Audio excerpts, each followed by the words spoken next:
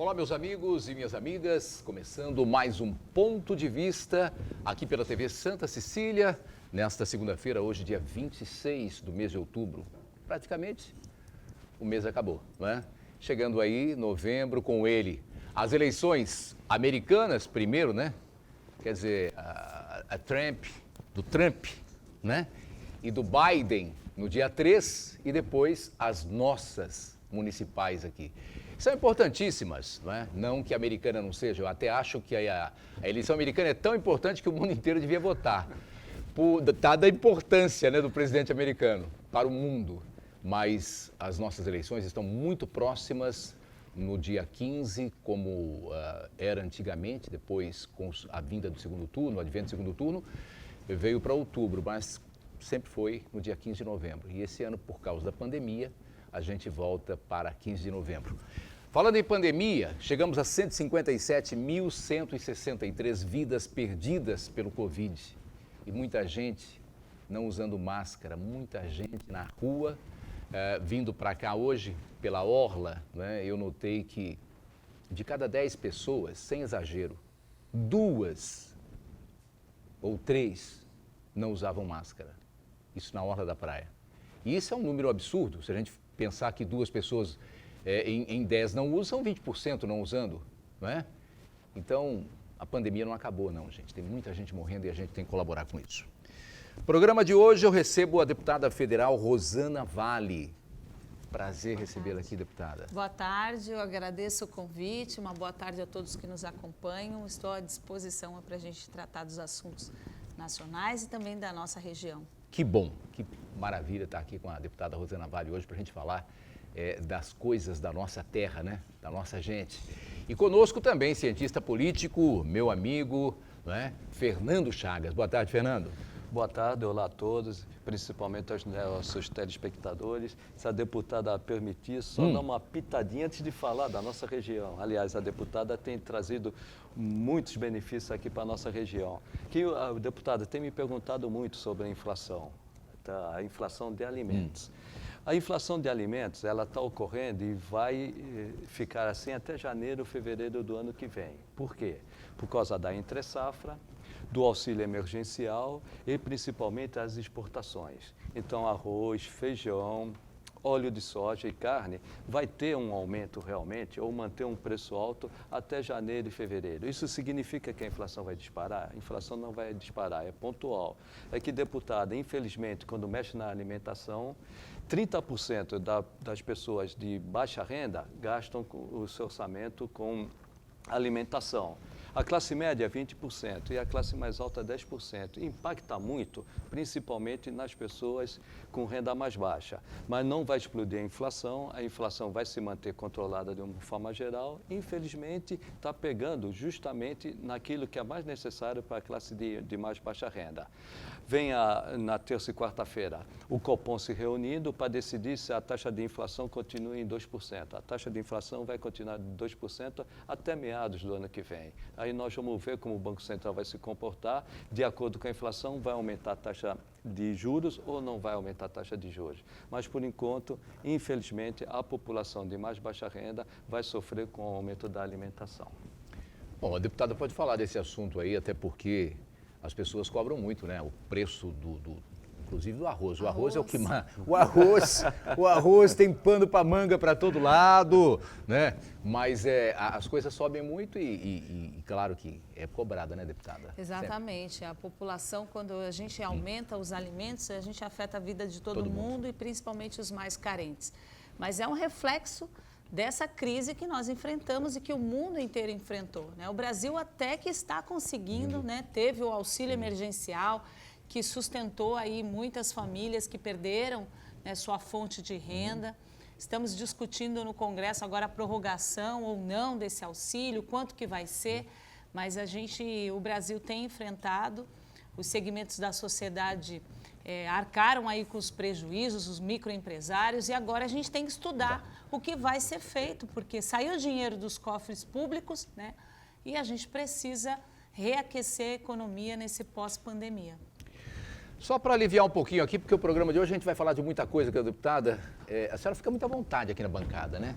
Tem saudade do tempo, eu vou cumprimentar, já meu amigo, não esqueci não, hoje eu não esqueci, do tempo em que era apresentadora, jornalista, que estava muito à vontade no seu programa, que, por sinal, de uma grande audiência na TV, né? Tenho, Altair. Tenho muita saudade das viagens que eu fazia, das histórias que eu contava. Isso. Ia nas comunidades caiçaras, eu tanto ia, Quantos anos, deputada? Foram 18 18 anos apresentando o Rota do Sol. É uma vida, né? E 25 anos como jornalista.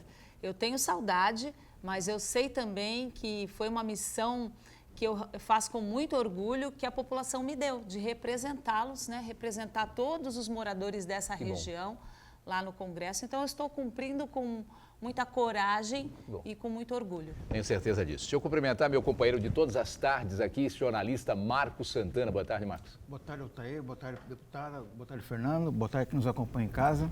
Altair, você fez menção de que falta pouco tempo para a eleição nos Estados Unidos e também estamos entrando na reta final da campanha eleitoral aqui no Brasil também.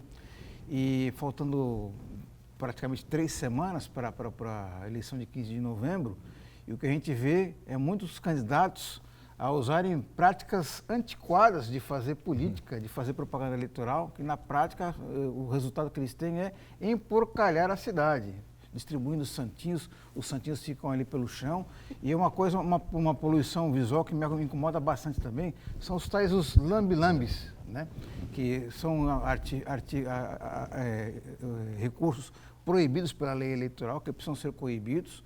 E, na prática, o candidato que aposta nesse tipo de propaganda, ele está dando, na verdade, um tiro no próprio pé, né? É a contra-propaganda. É o candidato sujão que faz um desserviço à democracia. E, mais do que isso, tem também aqueles espertalhões que, por exemplo, eles colocam a propaganda numa bicicleta e amarram a bicicleta num local de grande movimentação, num poste ou num canal ali, e acha que está sendo muito esperto, né? Está enganando todo mundo ali, que na verdade é uma prática vedada pela lei eleitoral e ela deve ser denunciada e esses candidatos eles devem ser punidos.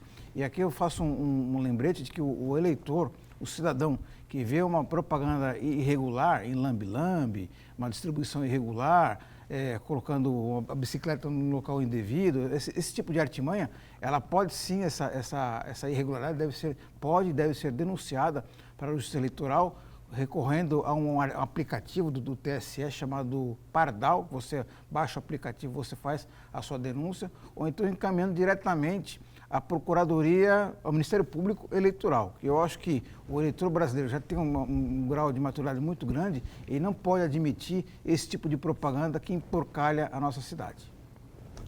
E eu quero cumprimentar você que nos acompanha ao vivo, convidar você a participar também do programa, mandando sua pergunta, crítica, sugestão pelo Facebook, pontodevista.baixada, ou então por e-mail, contato@pontodevista.tv.br. O programa pode ser acompanhado ao vivo pela internet, santaportal.com.br/tv. As edições anteriores do Ponto de Vista ficam disponíveis na internet também, no nosso canal do YouTube e na nossa página no Facebook. Você que nos acompanha na reprise, às 20 horas, uma boa noite. Deputada, vamos continuar nessa embala aqui de eleição? A eleição está bem movimentada em toda a região. E a senhora, mesmo fazendo parte de um partido que é mais de centro-esquerda, né, ou de esquerda, como queiram aí alguns chamar, a senhora tem um contato muito bom com o presidente da República. Isso é muito bom para nós, né? Mesmo as pessoas que não gostam do presidente, mas tem um deputado da região que tem esse canal, né, e viabilizou inclusive a ponte dos Barreiros, a ponte do lado de São Vicente. Eu queria que a senhora falasse um pouquinho disso. Nessa época de eleição agora, vem candidato de todo lado, né? Pedindo apoio, querendo tomar uma caroninha, aquela caroninha, né? A caroninha da ponte. Como é que é? Vamos falar um pouquinho disso. Eu parto do princípio, quem é o presidente da República? Jair Messias Bolsonaro. E qual é a obrigação do governo federal? Ajudar as cidades, os estados. E qual é a minha função como deputada? Eu já não estou mais do outro lado para criticar. Eu já fui colocada como uma representante, a voz das pessoas que não têm voz ou que querem ser ouvidas. Então, eu me relaciono, eu entro em contato com todos os ministérios, com o presidente. A ponte ficou conhecida. Né? Ele tem ouvido a senhora, né? Ele tem ouvido. Sim, né? não só ele, mas os ministérios, também. os ministros também da infraestrutura, do desenvolvimento regional. Esse caminho que a senhora criou, essa abertura, foi muito importante para São Vicente, nesse ponto da ponte. Então, a ponte foi o projeto que a gente conseguiu 58 milhões, que ficou mais conhecido, mas eu trouxe muitos outros recursos para a região em 1 ano e 8 meses de mandato. E a gente fez as contas lá na minha equipe, o quanto que a gente conseguiu trazer foram quase 150 milhões de reais para a região, em obras paradas que foram retomadas, em investimentos, obras na entrada da cidade, também o comprometimento, né, de 25 milhões aí para ajudar nos projetos de drenagem ali da Zona Noroeste, para evitar as novas enchentes, conjuntos habitacionais e muitas outras coisas que estavam paradas na nossa região e que conseguiram ser retomadas através da nossa ação, através da minha insistência. O próprio presidente uma vez falou numa live, né, que eu fico trazendo problemas, mas eu trago mesmo porque é a minha obrigação. Mas traz a solução também. Sim.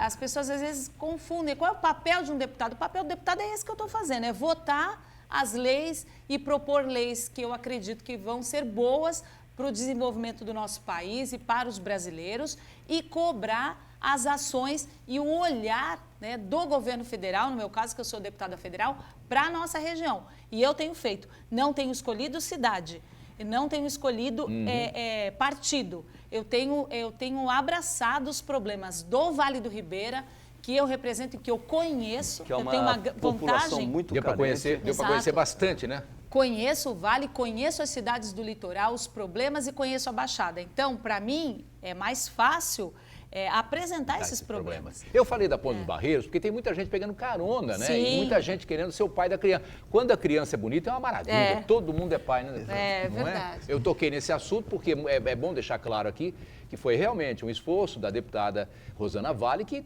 começou tudo isso conversando com o presidente Jair Bolsonaro e que veio esse dinheiro para fazer lá a ponte, para dar um remendo na ponte. Não tinha outro meio de resolver. Não tem outro jeito. A prefeitura não tinha recurso. O Estado não queria arcar com a responsabilidade. O que eu ia fazer? Eu tinha que pedir. Como representante da região. Exato. E eu fiquei muito tempo frustrada, porque eu sabia que eu tinha essa obrigação e não era ouvida. Deputada, a senhora trouxe, como eu disse, bastante benefícios. Não só em termos de recursos, mas benefícios para toda a Baixada Santista e também para o Vale do Ribeira, que a senhora conhece tão bem. E essa função de um representante do povo. Não importa a ideologia, a política, Exato. o que foi eleita pela região e pelo Estado. Então, é servir esse Estado. Agora, depois de quase 2 anos, qual a avaliação que a senhora faz hoje como deputada eleita e também como jornalista da política no Congresso Nacional? É muito triste, sabe? O sistema é viciado, o sistema está preparado para não dar certo. Nós temos um regimento que é antigo e foi criado numa época que tinham poucos partidos. Agora nós temos 35 partidos. Que é um absurdo, né? Muita gente eleita nova que está fazendo a velha prática, que está lá para fazer um circo, quer fazer um monólogo. O que eu entendo de ser uma parlamentar? Um parlamentar, a própria palavra já fala, né? Conversar, chegar a um consenso. Você acredita que é por esse caminho, o outro lado acredita que não. Vocês têm que conversar, a gente tem que conversar e chegar num acordo, né? Num consenso. Você cede um pouco e não vejo isso, salvo, não vou generalizar, salvo alguns parlamentares que entraram com essa ideia, eu vejo ali monólogos. Eles querem fazer o seu discurso e sair bem no vídeo, na página da rede social e pronto.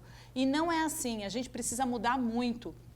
Mas como é que a população vai mudar isso? Primeiro nós deixamos, eu também me coloco como culpada, nós deixamos chegar nesse ponto. Porque nós nos afastamos da política. Não gosto de política, nós não quero me gostamos da envolvo. política, ninguém presta. Só que é isso que eles querem. Os que não prestam querem isso. Querem que a gente continue achando que ninguém presta e que vire as costas para a política.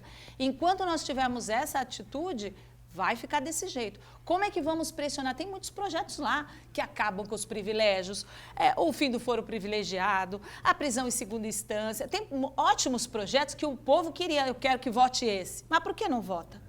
Não vota por quê? Porque há um colégio ali de líderes, quem decide as votações é um grupo pequeno. Então, o que nós temos que fazer? Cada vez mais colocar pessoas lá que não estão comprometidas com essas pautas viciadas e com esses lobbies. É difícil furar esse bloqueio para uma pessoa nova como a senhora está chegando? Eu nem sei como eu consegui furar. Eu sei, foi a população que me elegeu. Mas durante a campanha eu vi como é pesado, que eu não sei quem aqui já se candidatou, mas como é pesado. É um muro muito alto para a gente conseguir atravessar. E a população precisa dar força. O problema é conhecer, né? Só vai conhecer acompanhando o trabalho de cada um. Senão não tem jeito, senão vai melhorar nunca. Tem uma parcela de gente, eu estou me juntando a essas pessoas que pensam como eu, independentemente de partidos.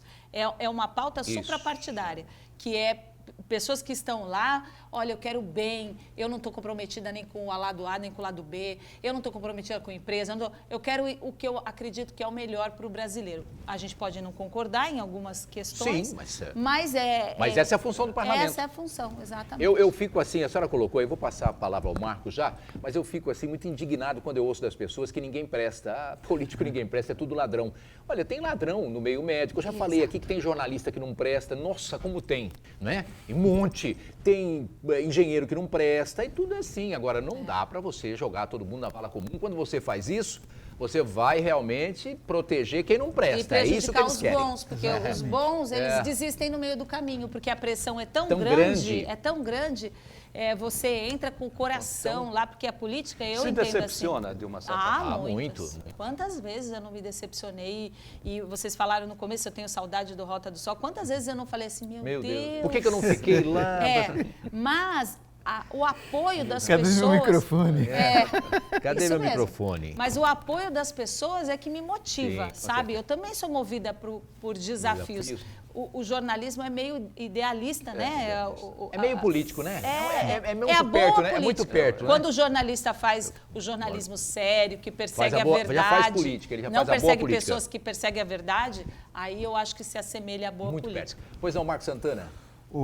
Deputada, várias ocasiões aqui no Ponto de Vista, a gente destacou o seu desempenho em Brasília, trazendo verbas, citando inclusive o episódio da Ponte dos Barreiros, né? E o Walter lembrou agora há pouco que a senhora foi eleita pelo PSB, é um partido do espectro de centro-esquerda. E a gente acompanha o seu desempenho nas votações em Brasília também, e a gente percebe que uma boa parte das votações são bem alinhadas ao governo Jair Bolsonaro. E um exemplo bem claro disso aí, a sua votação na reforma da Previdência, inclusive rendeu muitas críticas de sindicalistas aqui na região e um puxão de orelha do seu próprio partido. Aí teve um estresse muito grande dentro do PSB. Então, eu gostaria que a senhora comentasse com a gente aqui, a senhora fizesse uma análise do desempenho do presidente Jair Bolsonaro, a senhora tem um alinhamento muito claro com ele no campo das ideias, com relação ao combate à pandemia, as posições que ele vem tomando ao longo dessa pandemia aí, muitas vezes até confrontando a ciência, e especificamente nesse episódio agora, na novela mais recente, que é a questão da vacina, que o presidente Jair Bolsonaro acabou politizando o assunto, né? Falou que é vacina, que é uma piadinha que cabe muito bem no tiozão que enche a cara ali na esquina. Agora, na boca de um presidente não cai muito bem esse tipo de piadinha. Então, eu gostaria que a senhora analisasse o comportamento do presidente Jair Bolsonaro no combate à pandemia. Então, primeiro eu preciso esclarecer assim, meu alinhamento é com a minha história. E não quer dizer que é um alinhamento sempre com o que o governo faz. Tem muitas votações que eu voto diferente. Pontual. Eu tenho um alinhamento com as pessoas que me elegeram, que me conhecem, que sabem que eu sou mãe, eu sou jornalista, eu tenho uma vida, e eu tenho que ser fiel a isso. Não é porque eu entrei na política que agora o meu partido só faz isso, eu tenho que seguir igual um carneirinho. Não vou fazer nunca isso. Quando eu concordo, eu estudo muito as pautas antes, eu consulto muito as pessoas que são especialistas nas suas áreas, nas votações. Então, esse é o meu alinhamento político, com o que eu acredito que é o melhor. Consciência. Com a minha consciência. Já que a gente não consegue agradar todo mundo, que a gente agrade pelo menos o lado de dentro, que consiga dormir tranquila. achando e acreditando que fez o melhor. Assim foi a minha postura na reforma da Previdência. Eu era contra no começo. Quando a reforma estava com aquelas formas todas, com aqueles itens que vieram do governo, eu fui contra e fui criticada. Eu falei, não tem como o trabalhador fazer sua própria poupança, capitalização, não tem como. Não pode reduzir o BPC para metade. Não pode. Eu continuei. Quando a reforma foi para o Congresso, ela passou por uma bancada, com uma comissão. Ela foi bem de emendas, bem de emendas. diluída. Inclusive, o meu partido, que é partido de esquerda, né, centro-esquerda, ofereceu 8 emendas para mudar o texto da reforma da Previdência. E essas 8 foram acolhidas. Quer dizer, é uma negociação, já entrou na negociação. Né? O que eu permaneci contra e que eu votei contra, até hoje, enquanto pessoas falam, a redução da pensão das viúvas, eu votei contra. O que eu permaneci contra, que era a redução da pensão por morte, né, que eu não compreendi que era correto, Justo. eu votei contra. Então, eu não podia votar contra por ser contra só. O que os partidos fazem de errado, na minha opinião, os de oposição extremadas, e no PSB se dividiu, não foi o PSB que votou todo contra. 11 deputados votaram a favor de 32, ou seja, todos aqui do estado de São Paulo. E as emendas foram em destaque, né? Exato. Quer dizer, né? E esse é o alinhamento. Agora, essa questão da pandemia que você falou do presidente, não é só ele que está politizando, né? O governo do estado também está politizando, né? Também quer se destacar. Então, essa briga, eu concordo com você, atrapalha a população. Não é boa pra ninguém, a população né? fica sem saber o que dizer, né? E tem que ser, porque eu entendo a dúvida que a população tem. Ora, a gente vai aprovar obrigatória uma vacina que não tem ainda a aprovação da Anvisa? Nós vamos fazer o quê? Vamos obrigar a pessoa a tomar vacina? Né? Ou eu não sei, eu ainda estou estudando para ver que posição eu vou tomar. Né? Que posição, se tiver alguma votação desse tipo no Congresso. O que eu deixo claro para a população é que as minhas decisões, elas não são guiadas por partido ou porque o presidente deu o recurso para a Ponte dos Barreiros, agora eu tenho que votar. Nisso? Não, e ele sabe disso. É pontual, Tanto né, deputada? que ele nem perguntou que partido eu era na questão da Ponte dos Barreiros. Nem perguntou, acredito que ele nem sabia. Ele viu que eu estava lá pedindo e viu a situação. necessidade. Então, assim foram as outras. Os ministérios, a mesma coisa. A gente conseguiu retomada de obras paradas, de conjuntos habitacionais. Você falou do Cantagalo, do Guarujá, foi esse última semana passada, uma obra que estava parada. Conjunto Tancredo Neves, estava parado, 1.120 moradias, conseguimos retomar a obra. Isso já está tudo retomado, já tudo em andamento já. Foi impressionante, a gente gravou com o drone, só tinha esqueleto. Agora, há pouco tempo, a gente foi lá, tudo com o telhado, já com o piso. Olha a mudança. E a senhora costuma acompanhar essas obras que a senhora tem a sua, coloca o seu dedo direto lá e fala, não, aqui foi eu que busquei lá, eu vou acompanhar isso. Eu acompanho. Acompanha. Não, eu não passo pela fiscalização, porque lógico, nem eu sei. Mas acompanha o andamento para poder realmente a fiscalização cobrar dessas obras direito. tem os órgãos competentes. Tem o Tribunal de Contas, tem a Caixa Econômica Federal que não libera recursos. Eu sei que nessa época de campanha, muitos falam, está o dinheiro lá, a impressão que está gastando. Não, a burocracia existe, tanto que foi 7 pesada, meses para liberar o dinheiro da ponte. Por quê? Porque ela só é liberada, a verba, diante de todo o protocolo lá, toda a documentação, todo o cronograma de obras. Não é assim, né? Mas a gente... Deputada, nós estamos falando de recursos para a região, né? Voltando mais para a região. Vem agora a lei orçamentária anual, que está em debate, eu não sei se vai ser aprovada até o fim do ano, para a Baixada Santista, Vale do Ribeira. Como a senhora pode colaborar destinando recursos para a nossa população de uma forma geral? Eu tenho um compromisso com a região, que as minhas emendas parlamentares que vão ser indicadas no orçamento da União, são exclusivas para a nossa região. É difícil ter um deputado que faça esse compromisso, e é o meu. São quase 20 milhões do meu mandato. Esse ano nós empregamos para todos os hospitais, para o Guilherme Álvaro, e eu sempre... Aliás, eu ia falar disso, veio uma emenda boa para o Guilherme 3 milhões para o Guilherme Álvaro, para o tratamento de câncer, que o hospital é referência. E por que o Guilherme Álvaro? Porque o Guilherme Álvaro atende todas as cidades da nossa região. Vem gente lá do Vale do Ribeira, do litoral, fazer tratamento de câncer. E agora nós temos um outro projeto para esse ano, conversei com a doutora Mônica lá, que é para a gente criar um centro ali para pacientes terminais, né, de atendimento humanizado, que eu estou estudando também. Então, o meu compromisso é com a minha região. E na comissão, que nem está estabelecida ainda, tem uma briga política para a criação dessa comissão. Por isso eu falei, uma talvez mulher não seja nem aprovado esse ano, talvez entre Talvez o ano que seja vem. janeiro, talvez a gente não tenha nenhum recesso. Mas eu estou acompanhando. E o que eu puder trazer para a região, eu vou lá batalhar, ficar na porta, ficar de plantão lá, porque eu não tenho medo de ficar de plantão e nem de ser insistente. Olha, eu vou fazer o intervalo, estou em cima da hora aqui já, né? Nós mudamos aqui os nossos intervalos devido à campanha eleitoral. Eu volto depois já com o Marcos Santana, que tem participação ali. Voltamos já. De volta aqui com Ponto de Vista, hoje com a deputada federal Rosana Vale. E o pessoal aqui está bombardeando a deputada aqui, perguntando tudo. Vocês não dão moleza, né? Aliás, tem gente participando aí pelo Marcos. Quem é o ouvinte? Quem é o Lupércio Gastaldello. O ouvinte é boa, né? Eu estou lembrando do rádio aqui agora, né? Opa, que maravilha. Vim do rádio. Eu até vou assinar embaixo do que ele está falando aqui, que é o seguinte, eu sinto falta da Rosana Vale nas viagens, no programa Rota do Sol. Lupércio, eu também sinto, viu?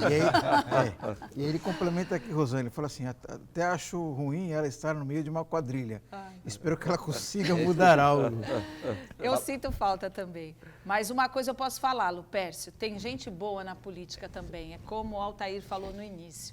Né? E como tem corrupção em todos os lados, tem médico, tem professor, sei lá, né? Toda a profissão, engenheiro, toda a profissão. Na polícia, no judiciário, no Ministério Público, vamos colocar já. É que a gente precisa mudar esse jeito de fazer política que se institucionalizou, né? O toma lá da cá, ou eu te dou esse favor, você me dá aquele, né? Eu não te apoio porque você não é do meu partido, só te apoio, eu vou te apoiar outro, o que você vai me dar em troca? Isso aí precisa mudar.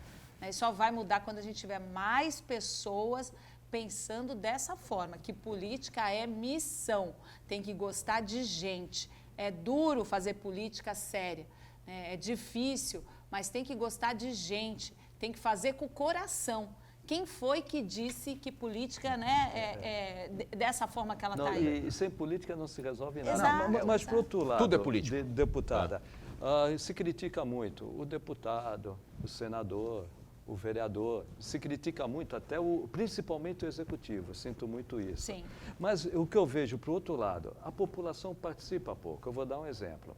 A lei orçamentária anual, caso do município de Santos, a participação é mínima. Ali a gente vai decidir quais os recursos que serão destinados para cada área, para cada bairro. E vão poucas pessoas nas audiências para decidir. Eu vejo uma pouca participação. Aliás, só vai quando lhe interessa que ela quer alguma coisa para a rua, para o bairro dela, aí vai. E essa é uma crítica que eu, pessoal, estou fazendo aqui. Então, tem que começar a gostar de política e participar. Eu vejo que a saída para o Brasil, qualquer país do mundo, é fazer política. As pessoas estão rejeitando muito a política. E encarar a coletividade em primeiro lugar, não o indivíduo.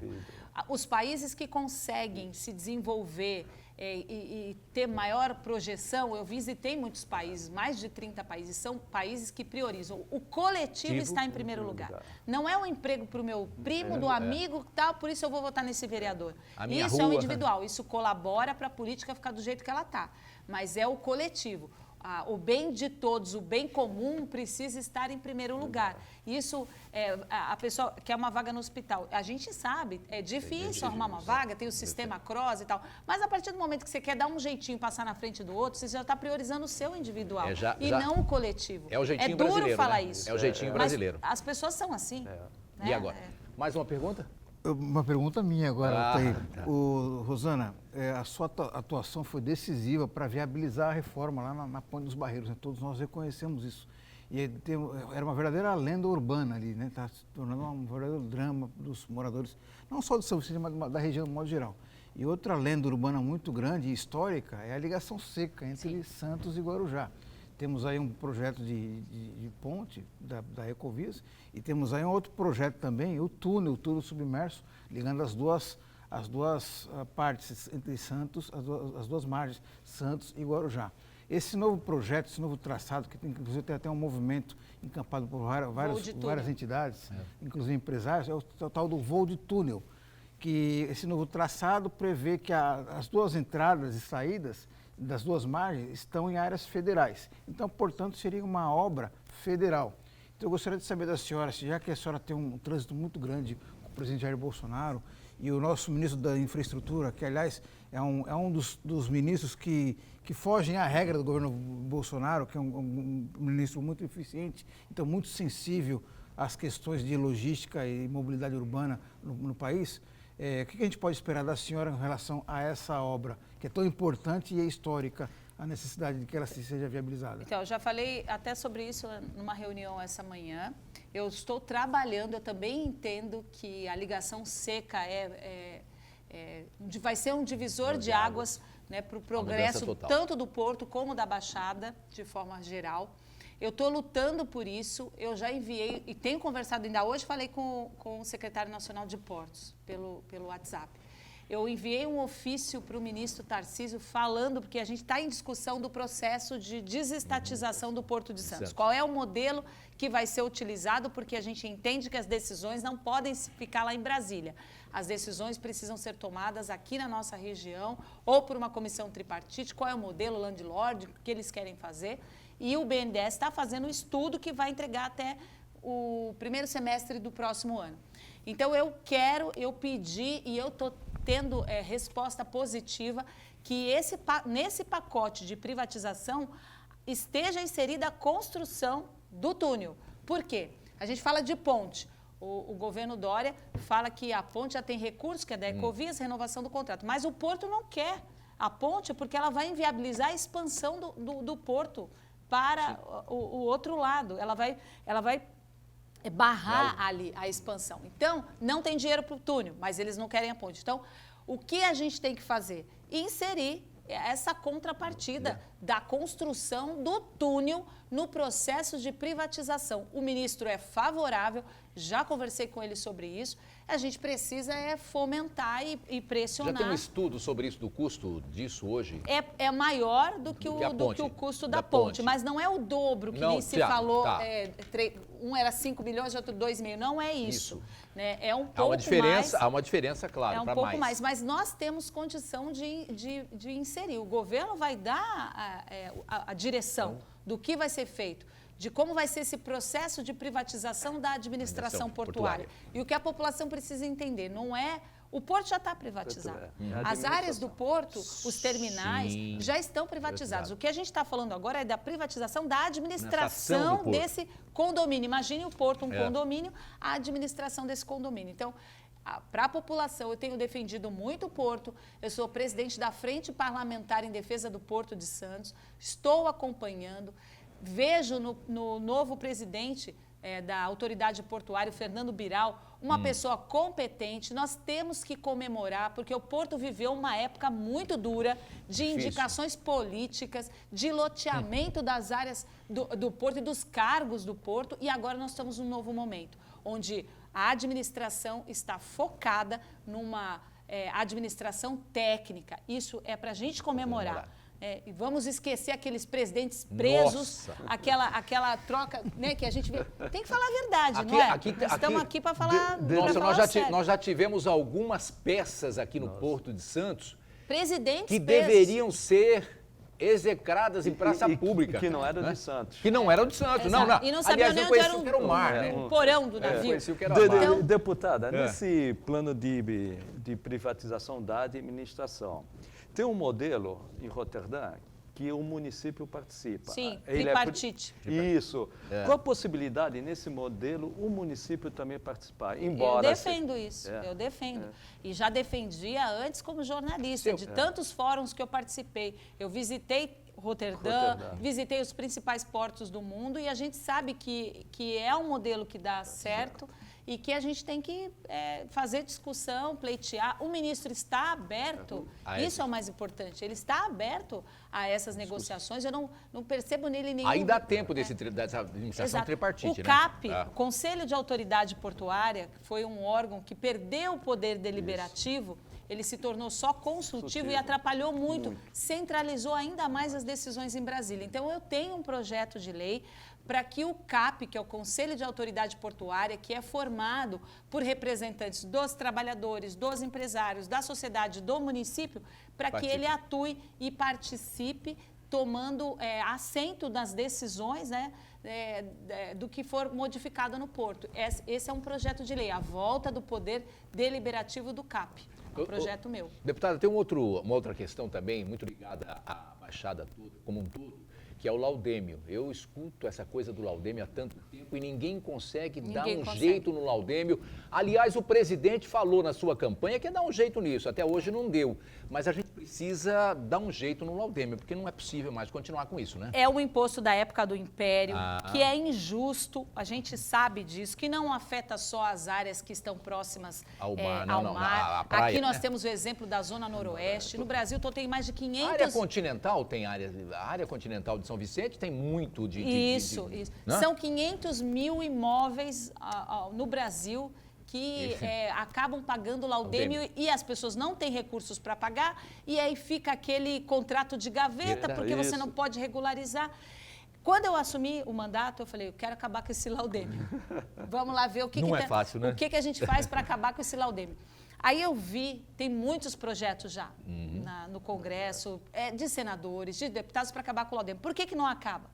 Porque há uma cláusula lá na Constituição e não passa na Comissão de Constituição e Justiça quando você tem uma perda de receita e não indica qual vai ser a fonte onde essa receita vai ser substituída. Tem que indicar Ou seja, os cofres do Tesouro já tem lá aquelas, né, a receita e a despesa. Quando você tem um projeto de lei que é isenção, que é fazer exato. Fazer perder receitas, né? Você tem que indicar de onde vai sair. Uma outra fonte. Da onde vai sair. Então, eles esbarram nisso. Então, não adiantava eu apresentar mais, ia ser mais do mesmo. E nesse momento, o governo federal não vai abrir mão. Ao contrário. Ao contrário, eles querem arrecadar. Arrecadar. Arrecadar para conseguir aí vencer os desafios aí do desenvolvimento do nosso país. Já que a senhora falou em arrecadar, tem algumas reformas que estão sendo discutidas. Algumas já estão no Congresso, fatiadas, mas estão, outras ainda não chegaram. Reforma administrativa e reforma tributária, principalmente a tributária, que interessa para a maioria da população, principalmente para alavancar o crescimento do país. Qual é a sua visão de uma reforma tributária? Tem que ter uma reforma tributária que unifique os impostos, que o empresário, que a gente paga muito imposto e nem sabe por que está pagando. Tem bitributação, né? Então a gente tem que ter. Eu defendi a reforma tributária antes da reforma da Previdência. A reforma administrativa é importantíssima também para acabar com os privilégios, né? Para que a gente moralize, a população quer, né? Os brasileiros querem ver a moralização do nosso país, né? E eles ficam assistindo aquilo e o Congresso só votando o que é de interesse, ficam estarrecidos, com razão. Só o do laudêmio que você falou, como já tem muito projeto para acabar com o laudêmio que eles não vão adiante, eu tenho outros projetos que eu coloquei, uma para isentar durante esse período da pandemia, justificando as perdas, e facilitar, criar linha de crédito para quem quer pagar o laudêmio, para quem quer quitar e ficar sem laudêmio. Porque atrapalha a transferência, exatamente. Né? Então, esses dois permanente? Também... Esse pagamento seria permanente? Sim, permanente. acaba. Eles estão abrindo, inclusive a gente já teve várias reuniões sobre isso lá em Brasília e nós estamos avançando. Veio um pedido também aqui dos moradores aí de um conjunto habitacional ali dos estivadores, vieram me procurar, nós fizemos reuniões. Não é o mais justo, mas já resolveria. Vai amenizando. Vai amenizando. O certo é acabar mesmo. Porque o grande problema, Altair, eu compro o imóvel de você, sim, aí eu vendo para a deputada Amigo, vende... o que tem de gasto... E aí fica com uma dívida do laudêmio que fica impagável. A gaveta, ela é grande. Esse negócio aí, eu conheço bem. De carteirinha, eu conheço de carteirinha. Pronto. Não adianta a gente falar, é um parente meu, não é parente meu nada, não. Eu conheço essa coisa de gaveta. Porque e o laudêmio é tão desatualizado, tão bagunçado, que você vai lá para pagar, eles não acham teu papel, eles não acham tua inscrição, você pagou, não consta, ou não pagou e consta. É uma bagunça desgraçada. O laudêmio é uma vergonha que tem que acabar. De algum jeito, um dia acaba. Deixa eu fazer um intervalo aqui e depois eu volto aqui com a deputada Rosana do Vale, com o Chagas e com o Marcos Santana. E vou começar depois aqui sobre a presidência da Câmara. Como é que está essa coisa lá em Brasília? Vamos saber como é que está. Bom, de volta no Ponto de Vista. E antes do intervalo, eu fiz uma pergunta aqui à deputada, né, fora do ar, e agora eu vou repetir aqui para vocês. Houve um movimento muito grande lá no Congresso, na Câmara Federal, e o presidente Rodrigo Maia gostaria de voltar aí para mais 2 anos. Esse movimento continua lá, porque o Alcolumbre no Senado, né, me parece que está perseguindo ainda essa intenção aí e já conta com alguns senadores lá que fazem parte do governo federal que estão alinhados com ele. Na Câmara Federal, Rodrigo Maia já desistiu dessa história ou continua ainda querendo ser presidente? Então, o que eu ouvi do próprio presidente, Rodrigo Maia, é que ele não vai se colocar, né, mesmo porque não pode, né, teria que mudar, teria que mudar a Constituição, fazer uma emenda, PEC, né? E que ele não vai se candidatar e nem vai procurar ver formas de se candidatar. Esse a gente ouviu, acho que faz uns dias, numa entrevista dele. Isso é muito bom, renovar, né? Não vai conseguir. Exato, não vai conseguir a maioria no Congresso. Deixa eu só aqui antes perguntar, eu recebi na sexta-feira aqui, e para que não fique em branco, de algumas pessoas lá da Pompeia, da Aparecida também, a reclamação da iluminação da Praia de Santos, que estaria apagada à noite, não só na areia, como também ali na calçada, não é? Então, Pedro, Érica, o pessoal Gustavo, que me ligaram aqui, que participaram do programa na sexta-feira e pediram, e eu já no fim do programa não consegui fazer isso. Nós já entramos em contato com a Prefeitura e já passamos isso à ouvidoria. Então, do Embaré até a Aparecida, que está com esse problema, me parece que eles vão resolver muito rapidamente, ok? A ouvidoria respondeu que já vai acionar a concessionária, que tem um contrato com a concessionária vai já substituir as lâmpadas que estão apagadas. Isso, tá certo. Bom, continuamos aqui. Você tem alguma pergunta aí? Ou... Isso, o Uriel Vilas Boas acompanha a gente aqui, ele faz uma pergunta, acho que é a dúvida de muita gente. Ele pergunta a quem se destina a verba do Laudêmio, que tem aquela lenda, né? História. De que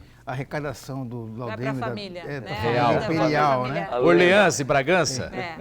Mas não vai para o Vai cofre geral da União, né? Exato. Para o Tesouro Nacional. É uma lenda que pegou, mas todo recurso que vai do Laudêmio, taxa de foro, taxa de ocupação, vai para o Tesouro Nacional. Já que nós estamos falando, deputada, de recursos, eu não consigo falar de política sem falar de recursos. Nós vamos chegar num momento muito difícil em 2021, em consequência de tudo que ocorreu com a pandemia no Brasil e no mundo. São áreas fundamentais: saúde, educação, assistência social. Como a senhora vê a destinação de recursos do orçamento da União, não só para a Baixada Santista, mas para o Brasil? Serão prioridades do governo federal e também, no seu caso, para a Baixada Santista? Para esses 3 setores, que eu acho que serão... No meu caso, sim. Como eu falei, eu tenho compromisso com a minha região, que me elegeu. Estou atenta a encontrar todos os espaços lá, porque tem, né, programas, aviso os prefeitos quando tem esses programas. Programas sociais que são necessários. Exato, programas sociais, ampliação de leitos também na área da saúde, eu também aviso, e isso eu tenho a minha obrigação e o meu compromisso. No caso geral, né, nós precisamos... Eles têm essa sensibilidade no Congresso, que nós vamos ver ainda um momento muito difícil nós vamos ter que destinar recursos para essas áreas, principalmente a educação, né? Exato, nós aprovamos o Fundeb também, que foi importante, né, o percentual de participação desses impostos aí para financiamento da saúde básica no Brasil. Muitas cidades, inclusive aqui na Baixada Santista, cidades dependem até desse dinheiro do Fundeb para pagar funcionários. Pagar o magistério. Então, exatamente.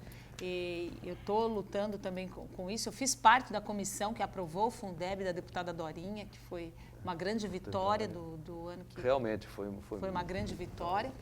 E a gente vai viver esse momento agora pós-pandemia para saber. Por enquanto, nós estamos ainda em uma bolha, porque nós recebemos, né, a população recebeu aí quanto do auxílio emergencial, mas isso está para acabar. São 67 milhões de pessoas que garantiram que o Brasil não tivesse um caos social. Exato, exatamente. Foi muito importante. Esse recurso foi importantíssimo. Agora, não tem dinheiro para sempre. Não tem. Né? Não tem. E nem poderia, o Paulo Guedes, a gente vê lá, né, que já está ali, tem que acabar, tem que voltar para 300, Mas que tem que ter pelo menos Exato. uma renda básica, né, deputada? Mas a gente precisa, nesse momento, investir mesmo no social. Não tem outro jeito, não tem outro jeito. Deputada. A economia não vai andar, se não tiver ainda, uma renda por básica. um período, essa renda básica que está sendo discutida. É Renda Brasil... Seja que nome for, né? O importante são Deputado, a senhora falou aí de algumas verbas que a senhora traz para a região. É muito importante a gente colocar aqui para as pessoas entenderem que o deputado tem um certo limite de verbas todo ano aí que ele traz para a região dele, ele indica essa coisa toda. Mas algumas prefeituras perdem esse dinheiro porque eles precisam fazer um projeto.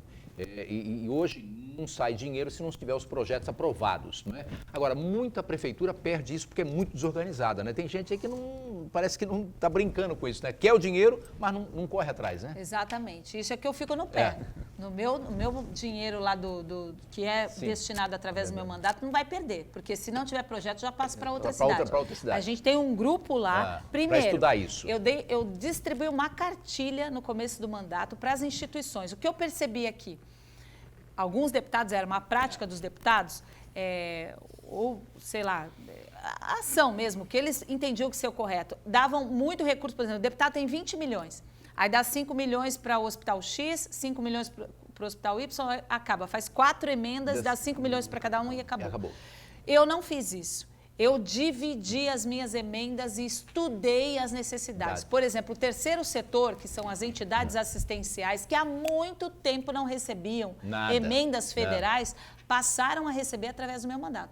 Então, Mensageiros da Luz, Casa da Esperança, CRPI no Guarujá, Lar Elizabeth. Aquele pouco que faz a diferença, 100 mil, 200 mil, que faz Escola uma 30 de diferença. Julho. Eu fiz isso. Sim. E a gente está acompanhou o ano passado, as entidades receberam, o terceiro setor, você faz uma diferença muito grande quando você dá 200 mil reais, 250 mil para a Casa da Esperança, 100 mil para uma instituição, fazer a reforma. Não é bom, não é fácil. E eu parti bastante essas emendas, não deixei de ajudar os hospitais, mas não é o dinheiro da emenda do parlamentar que vai resolver o problema do hospital. Se o parlamentar dá 5 milhões para o hospital, dali a 6 meses vai... Então, você pode distribuir melhor as emendas. Isso no Vale do Ribeira também? Também, no Vale do Ribeira, ônibus porque escolar. Lá a necessidade lá é muito maior do que a nossa aqui, né? Sim, muito maior. A gente está priorizando as necessidades. Não adianta também, muito deputado, não vou generalizar, mas muito deputado fazia isso. Ambulância, vou dar ambulância para São Vicente. Não, mas São Vicente já está cheio de ambulância, não precisa de ambulância para lá. Não, mas eu não. Eu estou observando e a necessidade, conversando com o prefeito, com o secretário da pasta. Nós fizemos muitas reuniões para descobrir o que as cidades queriam e o que as instituições queriam também. E a gente fez isso. Agora eu estou fiscalizando. Por quê? Se não tiver projeto, dá tempo, eu passo para outro. Tem que aproveitar o dinheiro. Porque muita gente perdia, muita prefeitura perdia esse dinheiro porque não fazia o projeto. Falta de projeto, falta de organização, né? Falta de comando, na verdade. Nós temos muito disso. E um ponto que foi muito importante na pandemia, que sempre foi muito criticado, mas no meu modo de entender, deputada, foi fundamental, o SUS. Sistema Único de Saúde. O que precisa melhorar no SUS é a importância do SUS para o Brasil. O SUS ele é reconhecido internacionalmente. É um sistema democrático. O que a gente precisa é melhorar a gestão. Por quê? Existem hospitais mantidos exclusivamente pelo SUS que são referências em atendimento de câncer, em alta complexidade, são referências. Então, por que em algumas cidades não acontece isso? Essa questão, vai todo mundo para uma cidade e não vai para outra. Tem que ser regional. A saúde é regional. Aliás, não só a saúde, os nossos problemas são regionais. Mas há uma grande dificuldade também, ainda falei isso hoje na reunião, é fazer com que os prefeitos pensem dessa forma. Porque cada prefeito quer fazer o seu lado e pronto. Que é o hospital para dizer que é meu. Fazer o seu lado. Enquanto a gente ficar pensando na próxima eleição, um prefeito ficar pensando, eu vou resolver meu problema aqui na minha cidade, vai sobrar para ele. A saúde vem gente de outras cidades. Então, nós temos que criar uma política regional. A gente está na região metropolitana da Baixada Santista. O problema do lixo Não é só de Santos, não é só de São Vicente, não é só de Mobilidade Cubatão. urbana. O problema da mobilidade também não é. Então, a gente tem órgãos para isso. A gente tem Condesb, a gente tem a AGEM, mas eles não podem ser só meramente reuniões protocolares. Eles precisam liderar. Eu tenho uma grande dificuldade de aprovar projetos regionais, mas entendo que o desenvolvimento da Baixada Santista passa por essa união. Vamos esperar aí os próximos prefeitos e eu luto por isso, porque eu não sou uma deputada de uma cidade, eu sou uma deputada regional, eu sou a deputada da região e vou lutar por isso. Estou lutando e vou lutar no próximo ano com os novos prefeitos que assumirem. Olha, e a região da Baixada Santista, a região metropolitana da Baixada Santista, só não andou mais, né, por causa da ciumeira. Essa ciumeira de homem é um negócio desgraçado de ruim, rapaz. É um tendo ciúme do outro. É um prefeito que não fazia uma coisa porque senão vai valorizar o dele lá. Mas as cidades aqui se confundem. Tem rua de um lado da rua é Santos, do outro é São Vicente, não é? E a gente tem esse problema dos ciúmes. Isso é uma desgraça para a Baixada Santista. Precisa acabar isso. Aliás, na última gestão aí do prefeito Paulo Alexandre, isso deu uma melhorada enorme. Né? Ele esteve à frente do Condesb. Principalmente nessa questão da pandemia. Isso, muito. As ações foram integradas. Mas isso não precisa, deu certo? Deu certo. Precisa melhorar. Precisa se expandir para todas as áreas. Todas as áreas. Para o turismo, né, para a destinação do lixo. Quais são as soluções que a Baixada Santista vai adotar? Então, passa por essa união. Eu estou há um tempão querendo aprovar um projeto no Condesb, querendo que todas as cidades participam, que é incentivar o turismo regional. Hoje, um ônibus não consegue circular entre as cidades porque cada cidade cobra a sua taxa de circulação. E quando vem, por exemplo, o navio de passageiros deixa os tripulantes aqui, eles não podem circular entre as cidades com os ônibus. Então, eu estou para aprovar um tempão esse projeto, que é esse selo metropolitano, para permitir que as agências locais possam circular entre as cidades. O que acontece na Serra Gaúcha, na Rota da Amizade de Santa Catarina, no Circuito das Águas. Toda a região metropolitana desenvolvida. Marcos Santana, você tem um... Eu gostaria de saber, a senhora é uma liderança muito importante aqui na região, principalmente no seu partido, o PSB, e nós estamos em ano eleitoral. Eu queria saber como é que a senhora está atuando em favor das candidaturas do PSB, não só de Santos, mas da região. Então, eu estou apoiando as candidaturas, principalmente as candidaturas das mulheres do meu partido, mas eu deixo claro que eu vou ajudar os prefeitos no ano que vem, independente de que partido eles sejam. Eu vou ajudar. Porque é a minha obrigação, porque eu não estou ajudando o prefeito, eu estou ajudando o morador daquela cidade. Então, mas lógico, nessa época de campanha, eu estou apoiando os nossos candidatos, incentivando as candidaturas das mulheres, fiz muitas reuniões, eu acho que a política passa por uma maior participação feminina, a moralização dela. Então, eu estou incentivando, estou fazendo a minha parte. Inspirando mulheres para ocuparem os espaços. A mulher tem muito que contribuir na política e ainda somos menos de 10%. Menos, e a maioria da população é do gênero feminino. Sim, mas agora, falando em eleição aqui, até chegando ao final do programa, para não passar em branco isso, que eu dá uma vontade, fica coçando na mão. A senhora sabe como é que é essa coisa de jornalista, né? A senhora conhece bem, né? Fica coçando assim, a gente... A senhora também, pessoal, olha, a Rosana Vale acho que vai ser candidata. Passou pela cabeça a senhora ser candidata a prefeita nessas eleições, deputada? Eu nunca falei que eu era candidata. E aí eu fui inserida nas pesquisas e fiquei em primeiro lugar nas pesquisas. Isso. É óbvio que é um motivo de orgulho. Claro. Significa que a população está gostando do meu trabalho, né, da minha atuação. Senão não estaria nem na pesquisa. Mas em momento nenhum eu falei que eu era candidata. Um dia eu quero ser prefeita da minha cidade, se a população santista assim quiser. Mas nesse momento... Não é o momento ainda? Não é o momento. Nesse momento eu sou mais importante como deputada, porque eu consigo enxergar a região como um todo, as deficiências da região e buscar parcerias, buscar o olhar diferenciado do governo do estado ou do governo federal para a nossa região. Então, eu sei que eu tenho um trabalho importante para ser feito pela Baixada e pelo Vale do Ribeira. E não dá para você fazer a política de antes, né? Você foi candidata e você propôs para a população que eu ia ser deputada. Ia cumprir o mandato, não cumpre o mandato. Como é que eu vou agora dar tchau? Peruíbe, São Vicente, Guarujá, tchau, tchau, que agora eu vou ser prefeita da minha cidade.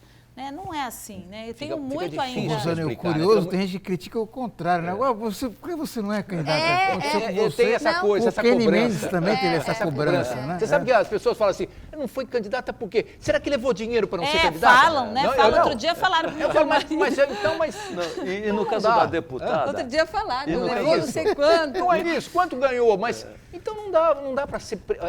Vamos voltar lá no comecinho do programa. Os bons têm que colocar a cara, mas olha, não é fácil, viu, gente? É entrar e já levar pancada de todo lado, da direita, da esquerda, do centro, não é? E no caso da deputada, É. ela tem uma responsabilidade muito grande com o Vale do Ribeira. Sim, Sim, também. O Vale do Ribeira está muito bem representado com a deputada. Até Ela pelo não nome, só né? foi Até de o nome, Santos. né? Até no Amanhã nome. depois, é lógico, É. ela vai ser candidata de novo a deputada, se eleger Isso. e falar, mas agora eu vou tratar da minha cidade. Sim, Mas sim. neste momento, É É Tá verdade. complicado. É O Vale verdade. de- Um dia, é lógico, eu sou santista, eu me reconheço aqui nas esquinas, né, nos canais da cidade, que eu tenho a minha história aqui. Então, eu gostaria um dia, seria uma honra para mim, ser prefeita da minha cidade. Mas eu ainda tenho um caminho para percorrer. Deputada, eu quero agradecer muito a sua presença no programa. Muito obrigado. Eu viu? que agradeço. Espero Desculpa que a se eu senhora falei venha muito. Espero que a senhora venha mais vezes, não demore tanto. Olha, Fabiana. uma mulher no meio de 3 homens aqui, a gente É isso, jornalista tinha competente. que falar, jornalista, mulher. Olha, jornalista competente, uma política que, olha, está em evidência. Que isso, com tranquilidade. Obrigada. Muito obrigado, Eu viu? que agradeço. Marcos eu Santana, agradeço. obrigado. Obrigado, Obrigada. espero que a deputada não demore tanto para voltar. É verdade. Não, é Chagas, verdade. um abraço, Chagas. até a próxima. Muito obrigado a você que esteve conosco até agora. Amanhã a gente volta e lembrando que amanhã tem aqui na Santa Cecília debates com os candidatos da cidade de Bertioga. Você não pode perder, tá? Até amanhã.